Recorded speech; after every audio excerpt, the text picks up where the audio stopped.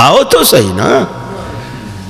رحمت عالم فرماتے ہیں اللہ تعالیٰ اپنے بندوں کی دعاؤں کو تین طریقوں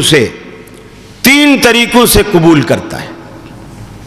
مومن کی دعا کبھی بھی کسی طرح بھی رائے گاہ نہیں جاتی، تین طریقوں سے قبول کرتا ہے۔ ایک یہ کہ بندے نے جو مانگا اللہ نے وہی دے دیا، اس کو ہم سمجھتے ہیں ہماری دعا قبول ہو گئی۔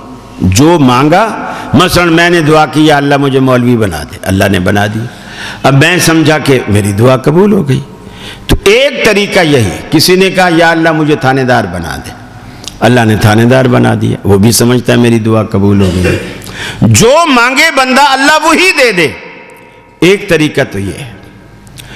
دوسرا طریقہ یہ ہے کہ بندہ جو مانگتا ہے اللہ اپنی حکمت اور علم کے مطابق سمجھتا ہے کہ یہ چیز اس بندے کے حق میں بہتر نہیں ہے۔ جس چیز کی بندہ ضد کر رہا ہے کہ مجھے تھانے دار بنا، اللہ تعالیٰ اس کو ٹیچر بنا دیتا ہے۔ اس نے کہا تھانے دار بنا، اللہ ٹیچر بنا دیتا ہے۔ تو وہ یہ سمجھتا ہے کہ میری دعا قبول نہیں ہوئی، چونکہ میں نے تو ٹیچری کا سوال ہی نہیں کیا تھا، میں نے تو تھانے دار بننے کا کیا تھا۔ وہ سمجھتا ہے دعا قبول نہیں ہوئی۔ اصل میں اللہ تعالیٰ بعض دفعہ آپ کو وہ نہیں دیتا جو آپ چاہتے ہیں، اللہ وہ دیتا ہے جو آپ کے حق میں بہتر ہوتا ہے۔ جو چیز آپ کے حق میں بہتر ہوتی ہے اللہ تعالیٰ وہ چیز عطا کرتا ہے۔ پھر یہ بالکل ایسے ہے جیسے چھوٹا بچہ سال ڈیڑھ سال کا جو گھٹنوں کے بل چلتا ہے، وہ گھٹنوں کے بل چلتے چلتے چولہے کے پاس پہنچ گیا۔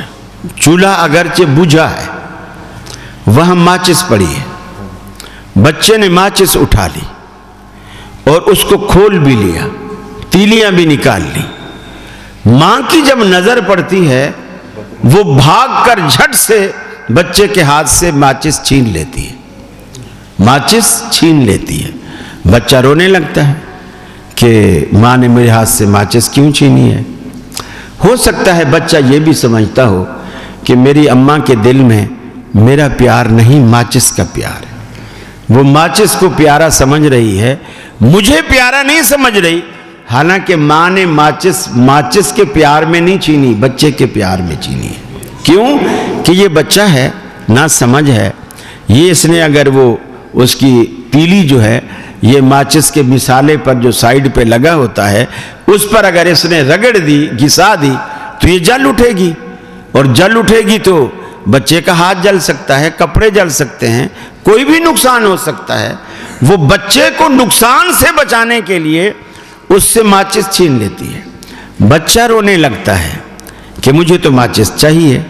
ماں کیا کرتی ہے، اسٹیل کا گلاس اٹھاتی ہے، اس میں اسٹیل کا چمچہ ڈالتی ہے اور اس کو کھٹکاتی ہے جیسے گھنٹی بجتی ہے۔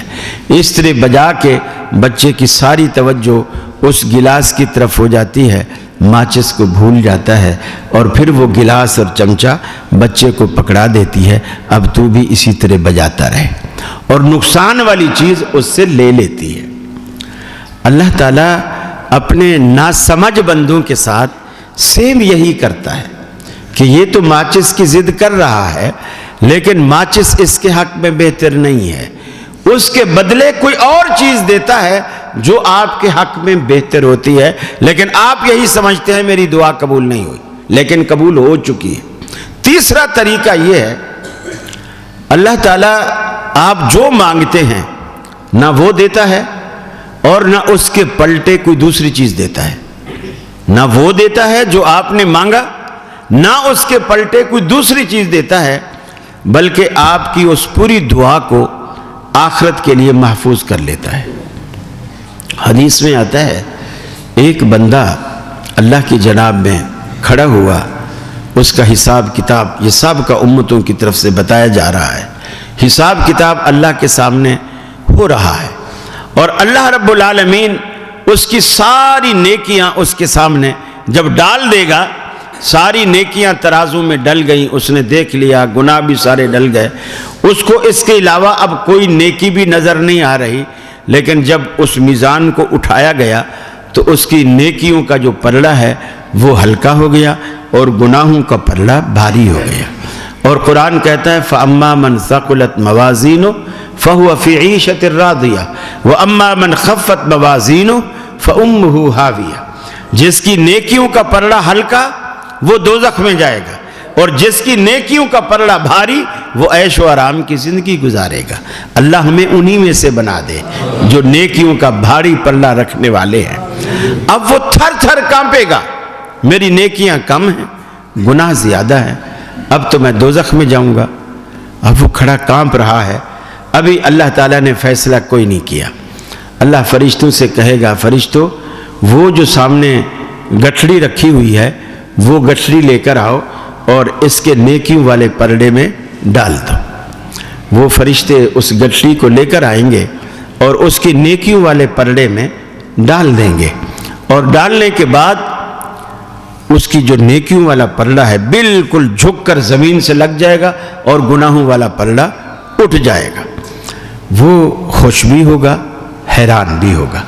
خوش اس لیے ہوگا کہ اس کی نیکیاں بڑھ گئی ہیں، حیران اس لیے ہوگا کہ پتہ نہیں اس گٹھڑی میں کیا ہے، مجھے تو ایسی کوئی نیکی یاد نہیں جو پہلے نہ تولی گئی ہو، اس گٹھڑی میں کیا ہے۔ آخر اللہ رب العالمین سے پوچھے گا اے الہ العالمین، میں تیرے اس احسان پر راضی ہوں، لیکن یہ تو بتا اس گٹھڑی میں ہے کیا۔ اللہ تعالیٰ کہے گا اس گٹھڑی میں تیری وہ دعائیں ہیں جو تو نے دنیا میں مانگی تھیں اور ہم نے تجھے اس کے بدلے میں کچھ نہیں دیا تھا، آخرت کے لیے رکھ لی تھی۔ آپ فرماتے ہیں کہ وہ بندہ کہے گا کاش دنیا میں میری کوئی بھی دعا قبول نہ ہوئی ہوتی، کاش دنیا میں میری کوئی بھی دعا قبول نہ ہوئی ہوتی۔ یہ جو دعائیں ہیں نا یہ رائے گاہ نہیں جاتی، مومن کی دعائیں رائے گاہ نہیں جاتی۔